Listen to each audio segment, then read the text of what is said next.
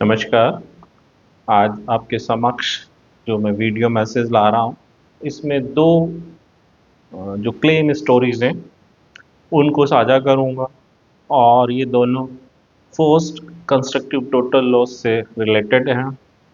दोनों में इंश्योर ने अपना वाजिब क्लेम हक लिया, तो वो किस दौर से गुजरा, कैसे उसने हक लिया, इस बारे में मैं कुछ बातें आपको संक्षेप में बताऊंगा।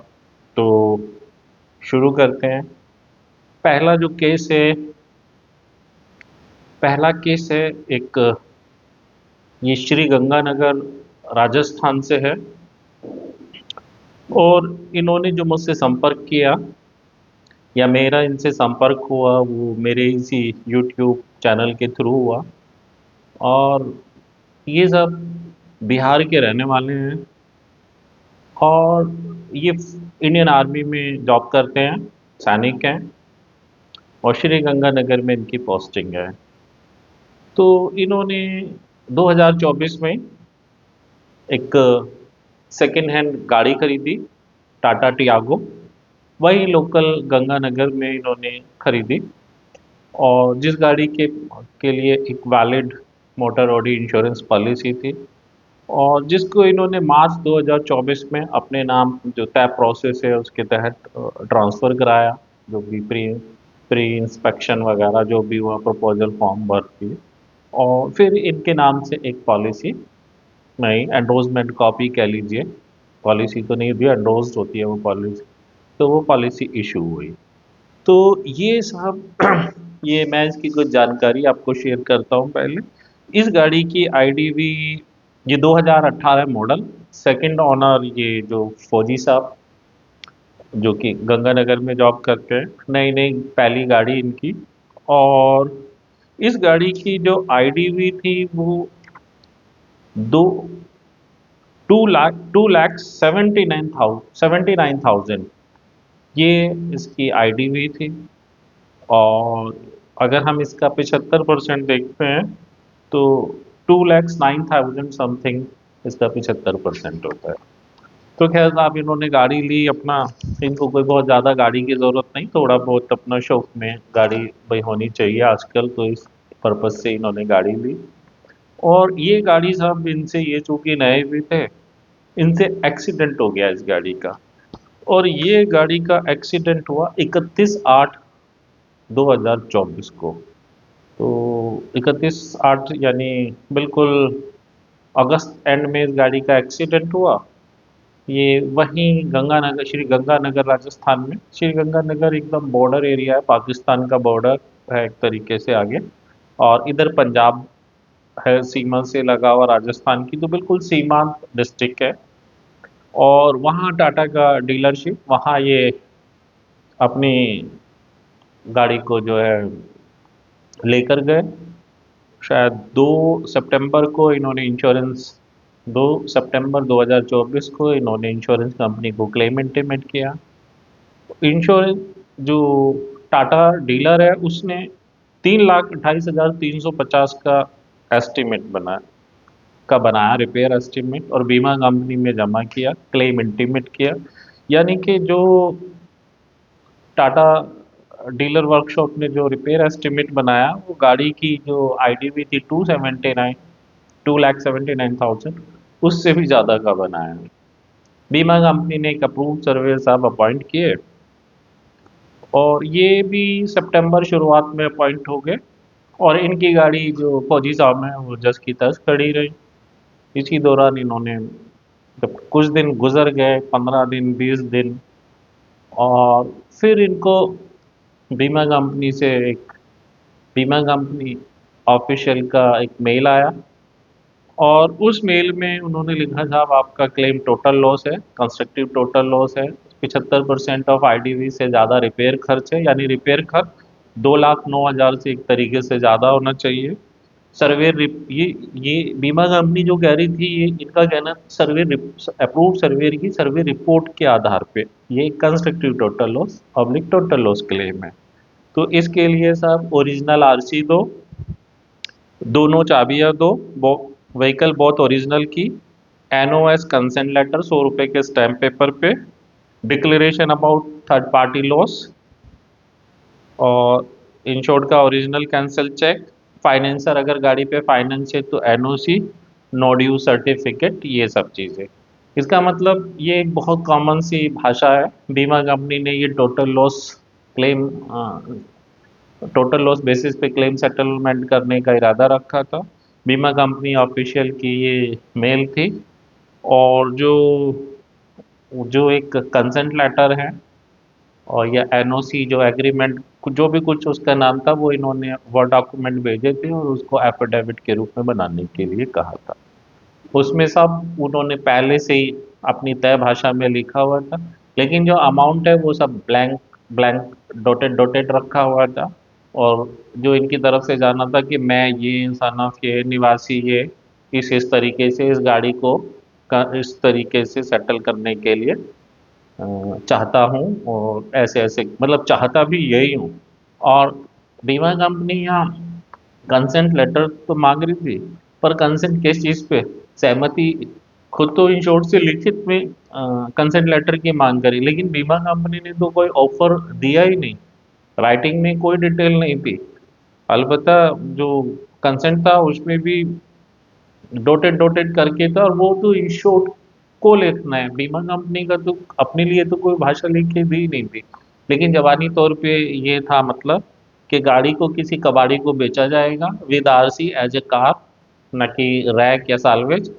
और जो थोड़ा बहुत पैसा है, क्योंकि यह गाड़ी शायद 2.5 लाख रुपए में बिक जाती, या हो सकता है जितनी इसकी आईडी भी है 2,79,000, उससे भी ज़्यादा की कोई खरीद लेता। तो बीमा कंपनी इसलिए अपनी लाइबिलिटी को कम करने के लिए इसको कंस्ट्रक्टिव टोटल लॉस करने के लिए कह रही थी। तो साहब ये तैयार नहीं थे।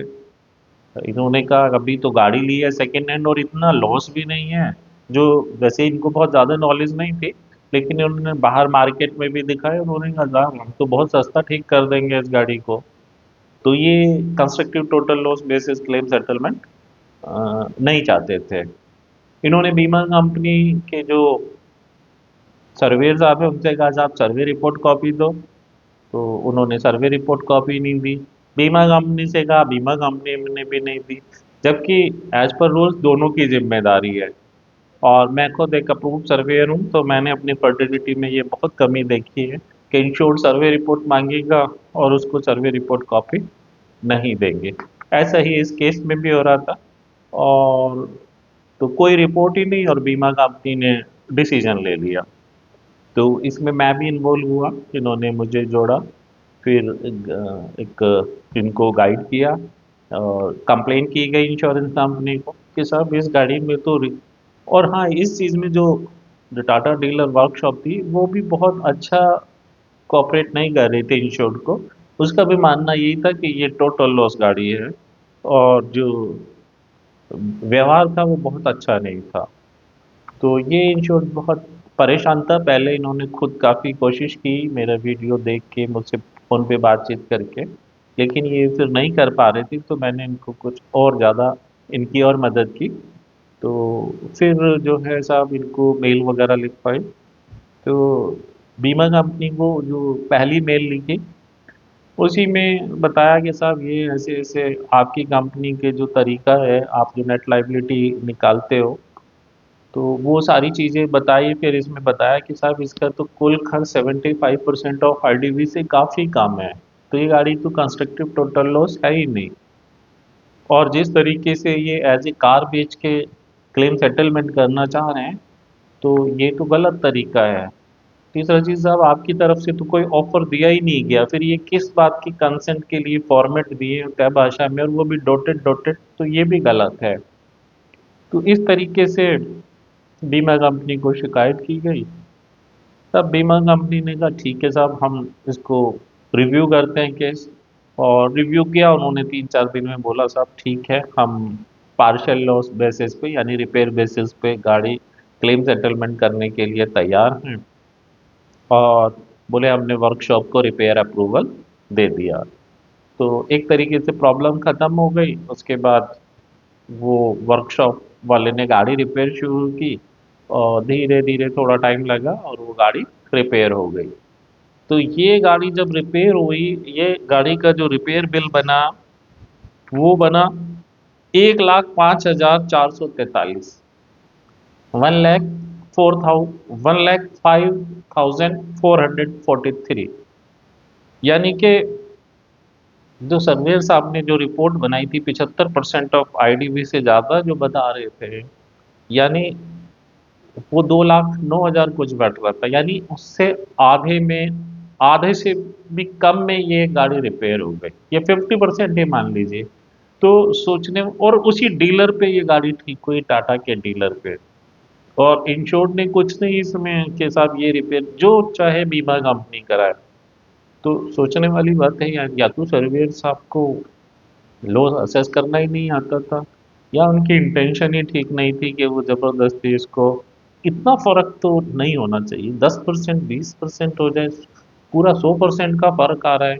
यानी कि आप 2 लाख 75% से, आपने अभी आपने सर्वे रिपोर्ट तो दी नहीं, लेकिन जो बताया कंपनी ने वो सेवन आपकी बेसिस पे ही बताया, 75% ऑफ आईडीवी से ज़्यादा। अगर हम 75% भी मांगे तो जो ये रिपेयर बिल है उससे आपकी रिपोर्ट डबल थी। यानी आपकी इंटेंशन ठीक नहीं थी, आपने सर्वे रिपोर्ट कॉपी नहीं दी इंश्योर्ड को, आप ट्रांसपेरेंसी से काम नहीं कर रहे थे। तो ये आप मतलब ये ठीक नहीं है। कोड ऑफ कंडक्ट, सर्वेयर के लिए कोड ऑफ कंडक्ट और ड्यूटीज एंड रेस्पॉन्सिबिलिटी, तो ये जो कार्यशैली थी उन नियमों से परे थी। और जो एक एक इंश्योर्ड जिससे सफ़र कर रहा था, एक फौजी जो देश की सेवा करता है, फौजी हो या एक आम आदमी हो जिसने इंश्योरेंस पॉलिसी खरीदी है, तो उसको सही क्लेम सर्विसेज नहीं मिल रही थी। और अप्रूव सर्वेयर का तो रोल है कि वो निष्पक्षता से और कॉन्ट्रैक्ट के अकॉर्डिंग लॉस असेसमेंट करे। तो अब देखिए ना, 2,10,09,000 और कहाँ ये 1,05,000 का रिपेयर बिल बना। और फिर आप ही ने रिपोर्ट बनाई और बीमा कंपनी ने 1,04,562 का क्लेम दिया। यानी कि सिर्फ 1,500 रुपये 2,000 रुपये खर्च करके इंश्योर्ड को जो है उसकी गाड़ी उसकी रिपेयर हो गई। और इंश्योर्ड अभी ये गाड़ी उसको 2-3 दिन पहले ही मिली है, बहुत खुश। अब वो अपनी छुट्टी पे अपने गांव गया है, तो बहुत खुश है वो, उसकी गाड़ी रिपेयर हो गई। तो ये एक केस था। तो यहाँ ये जो केस मैंने शेयर किया, इसमें ये था कि अगर गाड़ी अ, बीमा कंपनी ज़बरदस्ती कर रही है तो आप अपना पक्ष सही से रखिए। और बीमा कंपनी अगर आप सही से रखेंगे तो शायद मान जाएगी, और फिर आप अपना जो भी आपकी समस्या हल हो जाएगी। लेकिन कई बार ऐसा होता है बीमा कंपनी नहीं मानती। तो अब मैं एक दूसरा केस बताता हूँ। ये भी इन्होंने भी मुझे यूट्यूब के थ्रू संपर्क किया, इनके दोस्त ने पहले मुझसे संपर्क किया, फिर इन्होंने मुझसे संपर्क किया। ये केस 2022 का है। और ये केस में एक लोकल इनकी गाड़ी 2009 model Maruti Swift Dzire VDI थी। ये सिंह फर्स्ट ओनर थे। और ये यवतमाल डिस्ट्रिक्ट के रहने वाले हैं, महाराष्ट्र में। और 1,46,429 इनकी गाड़ी की आईडी भी थी। इनकी नॉर्मल पॉलिसी थी। और 10/8/2022 को इनकी गाड़ी एक्सीडेंट हुई अमरावती डिस्ट्रिक्ट महाराष्ट्र में। वहीं पे इन्होंने बीमा कंपनी से बातचीत की। बीमा कंपनी ने एक लोकल वर्कशॉप, जिनको ये टाई अप वर्कशॉप कहते हैं, मल्टी ब्रांड टाइप की, वहाँ इस गाड़ी को भेजा, उससे एस्टिमेट बनाया। और बीमा कंपनी ने एक अप्रूव सर्वेयर अपॉइंट किए, वहीं स्थानीय एक अप्रूव सर्वेयर साहब थे। और उन्होंने और बीमा कंपनी ने, दोनों ने जो है इस गाड़ी को कंस्ट्रक्टिव टोटल लॉस डिक्लेयर किया और total loss basis claim settlement का ऑफर दिया। बीमा कंपनी का कहना था साहब, इसकी जो आईडीवी है 1,46,429, और ये गाड़ी की जो रैक वैल्यू वो 1,26,000, लेकिन ये शब्द रैक वैल्यू कह रहे थे, लेकिन ये रैक वैल्यू नहीं थी, व्हीकल सेल वैल्यू थी। ये गाड़ी को विद आरसी और फॉर्म 2829 30 पे सिग्नेचर करके किसी को बेचने के लिए कह रहे थे। और 1,01,000 एक्सेस क्लोज। तो ये इस तरीके से टोटल लॉस बेसिस में बीमा कंपनी की जो लाइबिलिटी थी 18,429 रुपये देने के लिए कह रही थी। इंश्योर्ड की को इस गाड़ी से लगाव था, वो नहीं चाहता था ये टोटल लॉस हो। तो उसने मुझसे संपर्क किया।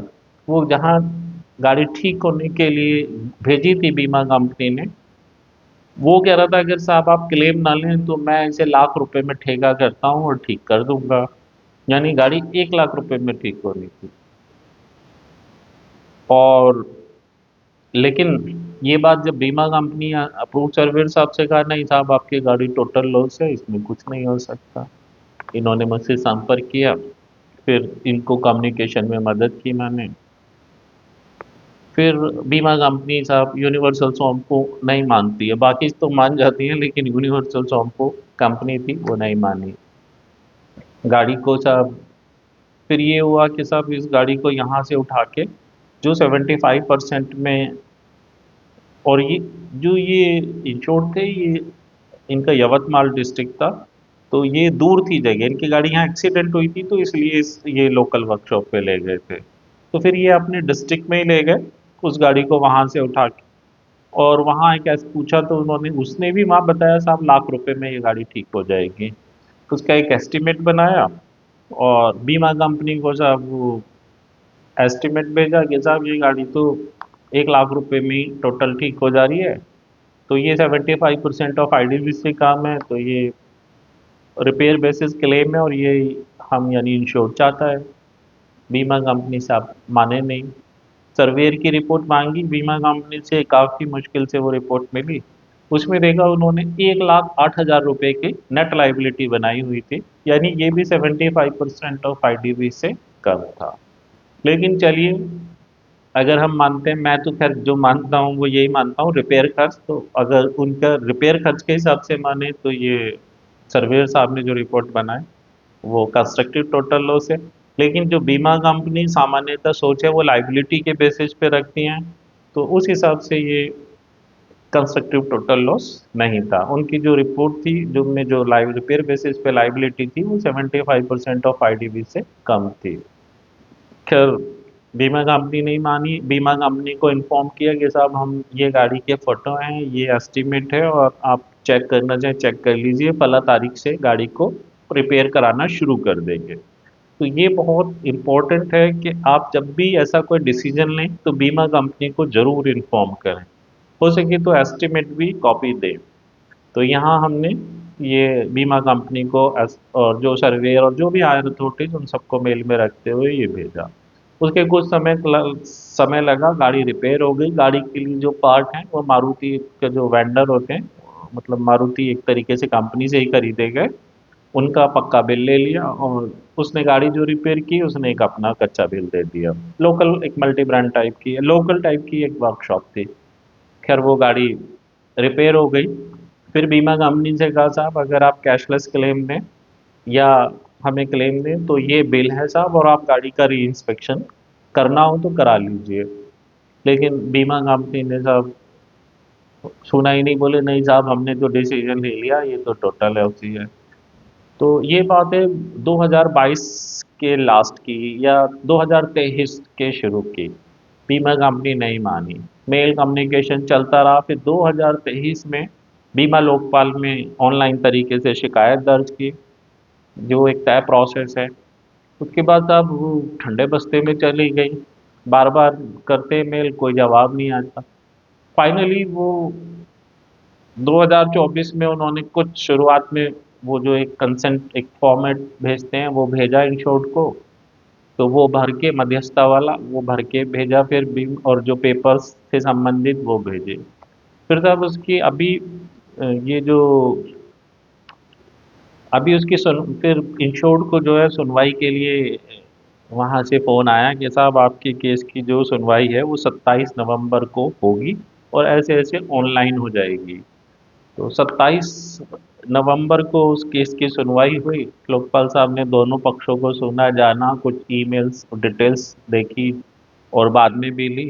उन्होंने कहा साहब ये तो फिर पार्शियल लॉस क्लेम है, जब 75% ऑफ आईडीवी से कम में गाड़ी रिपेयर हुई है और आपको इन्फॉर्म भी किया है और आपको बिल भी दिया है, तो आपने फिर चेक क्यों नहीं किया, क्यों नहीं क्लेम दिया?